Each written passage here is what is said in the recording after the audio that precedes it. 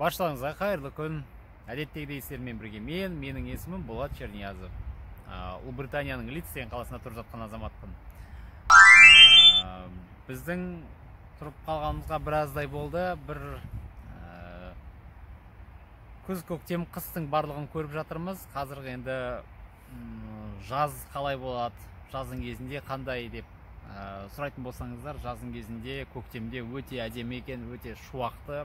Ұлыбритания жалпы аралды мемлекет болғаннан кейін қысыда, жазда жұмсақ, бірақ бір қалыпты. Біздікі сияқты -40-тан +40-қа дейін секірмейді ауа райы. Жылы, жайлы. Егер сіздер жұмысқа, егер сіздер оқуға келем дейтін болсаңыздар, немесе тұрғылықты мекен жайыңызды өзгертем дейтін болсаңыздар, онда көптеген дүниелерге дайын болу керек. Британдық азаматтармен былайша айтқан кезде күн сайын араласу деген барлығы біздің қоғамнан әлде қайда өзгеше. Мен тек қана өз ойымды, түйінділерімді айтып берейін сіздерге. Бір көп нәрсе ұнады, көп нәрсе бізге жат. Ең бірінші айта кететін дүниесі бұның культурасы. Культуралары біздікіндей емес. Біреу үшін ешқашанда ешкім ешқандай өмір сүрмейді. Әркім тек өз үшін ғана. Әркім тек өзінің жеке басын ойлайды. Әркім өзінің былайша айтқан кезде қарнын тойғанын ойлайды. Ал бізде олай емес. Біз жасайтын болсақ, барлығын масштабта тойларды десең де 500 адам шақырамыз, кем дегенде 100 адам шақырайық дейді, онда барлығы ұят болады дейді. Мына жақта ешқандай ешкімге ұяттығы жоқ. Әркім өз өмірін сүреді. Бір жағынан ол плюс. Себебі көп адамдар сол той жасау үшін соңғы астындағы атын сатып той жасап жатады. Бұған енді мен қарсымын. Көрпең қарай әрдайымды көсіле білу керек. Мына жақта той қалай өтеді дейсіздер? 50 адам жиналады, 50 максимум, 100 адам максимум жиналатын шығар. Барлығы өздері келетін орындарына ақшаларын төлейді. Одан кейін өздері ішетін былайша айтқан кезде тамақтарын барлығын төлейді. Мына жақта той жасасаңыз 100%-ды өтеп аласыз ақшаңызды. Кішкентай бір туған күндер болатын болса, олардың ұлттық тағамдары, бір ағамыз айтқандай, бұлардың ұлттық тағамдары сэндвич деп. Расымен де сэндвичті жей береді. Бургермен сэндвич жейді, кока-кола ішеді, одан артық ештеңелер жоқ. English breakfast, English tea, English 5 o'clock tea дегендер бар. 5-ің шай деген бар. 5-ің шайын ішеді. Көптеген демалыс орындарында, кафелерде сол 5-ің шайын беріледі. Бірақ сол жалпы тұрып тамақ ішіп жүре беретін азаматтар. Біздікі сияқты сорпашып отыру деген екі талай. Дүкендердің көбінде барлығы сол бір жеке бір адамдардың тұрмыс тіршілігіне арналған тамақтар, тағамдар. Біз отбасы болғандықтан, біз үшін көптеген тауарларды таба алмай қалып жатамыз. Бір арнайы бір магазиндерден барып таппасақ, бізге үлкен қап ұн, үлкен қап қант, үлкен қап макарон алып қоятын жайымыз бар ғой біздің. Ал мына жақтарда тек қана бүгінгі кешке жететін тамақ болса, болғаны, соны ғана жейді, соны ғана жасайды. Киімге келгенде де ысырапшылдық жоқ. Киімге келгенде басқа бір жеке басқа бір қолданылған заттарды алу деген бұнда қалыпты жағдай.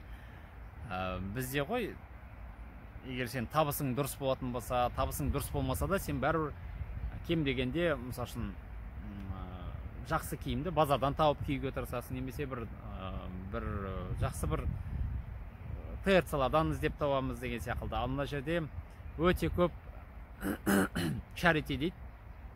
Бұрын адамдар қолданылған заттарды сол charity деген магазиндерге апарып тастайды. Сол магазиндер өздерінің пайдаларына табу мақсатында сол магазинді сатып, басқа адамдарға сатып, қолданылған дүниелерді. Олардан түскен ақшаның қаржысын бір бөлшегін өздеріне қалдырады, бір қалған бөлшегін қандай да бір ауруды зерттеуге арналған. Мысалы үшін cancer деген бар біз үйдің жанында. Бұнда рак ауруларын, жүрек ауруларын зерттеуге сол түскен қаржыны соған бөліп отырады. Меніңше бұл үлкен бір плюс, үлкен бір өте бір дұрыс дүние. Себебі не зерттесе де британдықтар осы барлығын зерттейді. Қыста бір мынандай бір жағдай болды.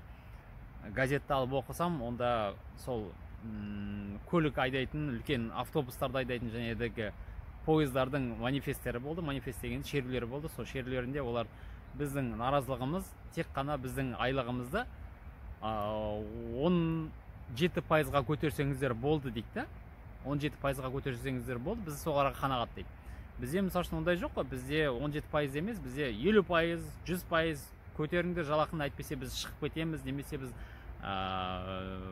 жұмыс істемейміз деп шығып жатамыз азаматтар. Сонда барлығын 17, неге 17% дейсіз? 17%, одан кейін келесінде келесі бетін ашып оқысам, сол 17-нің немесі анықтамасы беріп тұр екен. Ол айтады, инфляция бағасы осындай, пайыздық мөлшерлеме осындай, тамақтың бағасы осыншаға қымбаттап кетті. Соған байланысты біз 17% деп қойдық. Себебі осыны есептеген кезде біздің расходтарымыз дейді, ай сайынғы расходымыз осыған келіп тіреліп отыр. Сол 17% егер бізге толтырып берсеңіздер, біз қайтадан жұмысқа шығамыз деп. Соны үкімет басына жеткізді. Қазір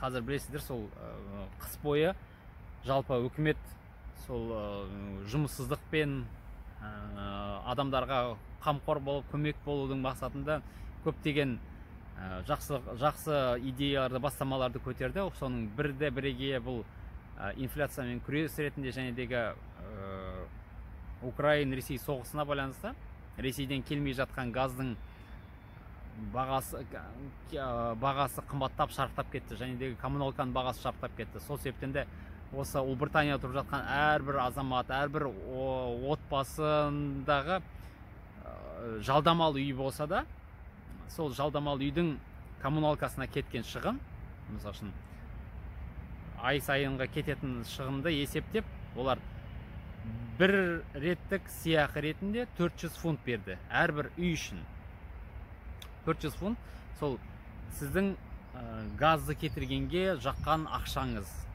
Сол ақшаны олар әрбір сол коммуналдық төлемдерге өздері алдын ала лақтырып тастады да, сол коммуналға жаққаныңа байланысты сол ақшаны шешіп отырды. Менің ойымша бір үлкен бір тамаша бір жағы болды. Бізге де бізде егер бұл мемлекеттің азаматы болмасақ та, біздің жалдап отырған үйімізге дәл сондай үстемақы төленді. Ол біз үшін үлкен бір сеп болды, себебі жалпы қыста бір айларда біз 400 фунтқа дейін газды және электр қуатын жағып тастадық. Бұнда 1 киловатт электр қуатының бағасы 400 теңгедей. 1 киловатты. Бізде физлицоға 16 теңгеден ғой. Ал мына жерде біз көп жақпаймыз. Жалпы көп жаққан кезде әрбір жерде немелер тұрады, сөндіргіштер тұрады. Розеткалардың басында барлық жерде, барлық осы телевизордың қосатын шнурында, үйде бізде телефондар, мысалы үшін мобильный телефондар түні бойы қосылып шығады. Біз ондайды мына жақта еш уақытта жасаған жоқпыз. Оның барлығы үнемшілікке әкеледі. Сол үнемшілдік жағынан енді топ деп айтады. Себебі мен Европада тұрған, былайша айтқан кезде өзімнің тәжірибеммен бөлісетін болсам, бізде ысырапқа өте көп жол береміз. Ысырап жасаймыз да, әр нәрсенің біз құнын білмейміз. Әр адам өзінен бастайтын болса, үнемдеуді, әр адам білсе, өзінің бағасын білсе, өзінің жұмысының уақытын білсе, соның барлығын қадірлеп, қастерлей білетін болса, онда сізге деген басқа адамның құрметі артады. Сол себептен де біле жүріңіздер, сыйлау жәнедегі былайша айтқан кезде ертеңнің жаңа Қазақстанның болашағы ол әрқайсымыз, сіз бен біз.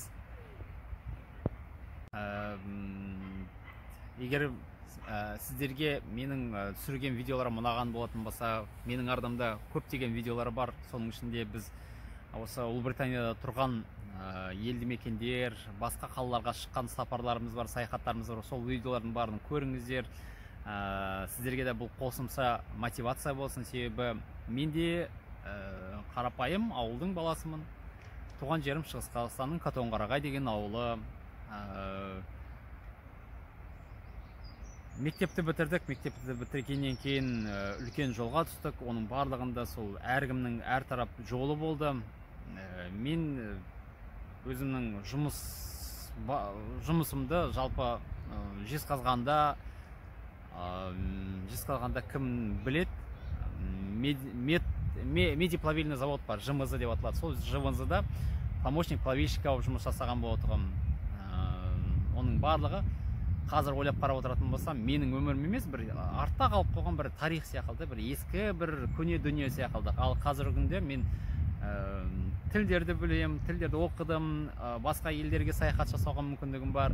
Оның барлығы көрген адамға мотивация болсын. Тек қана алдыға қарай мақсат қоя біліңіздер, сол мақсаттарыңызға жете біліңіздер. Және дегі маған да басқа мақсат болсын, осы арнаны жүргізгендіктен менің қазіргі мақсатым оқырмандар санын көбейту. Мені көп көрген сайын адамдар ынталансын, саяхат жасауға қызықсын, басқа жерлерді көруге армандасын, аңсасын дегім келеді.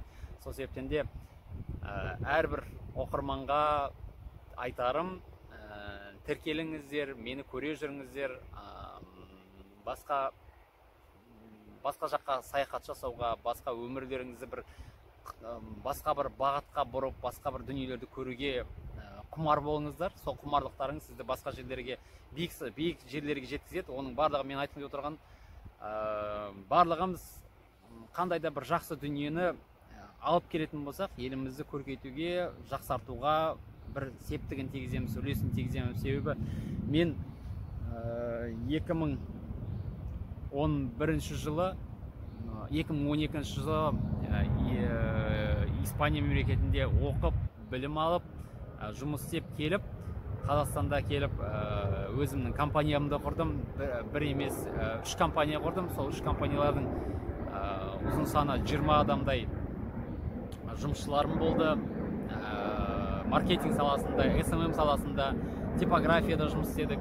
Содан кейін көптеген жылдарда туризм саласында, сол туризм саласында қазіргі күнге де жұмыс істеп келе жатырмын. Сол себептен де айтқым келетіні, менің сол басқа елдерден, басқа адамдардан көріп алған тәжірибемнің арқасында мен сондай дүниелер жасауға құлшынысым артты. Сіздерге де солай болсын, сіздер де балаларыңызға да, өздеріңізге де тек қана бір биік мақсаттарды қоюға, армандауға кеңес беремін. Менің видеоларымды көре жүріңіздер, ұнаса лайк баса жүріңіздер, лайкты болса лайкпен аямаңыздар, достарыңызға таратыңыздар, бөлісіңіздер, білім алыңыздар, тіл оқыңыздар, ел мен жер көріңіздер. Сіздермен бірге мен Болат. Рахмет.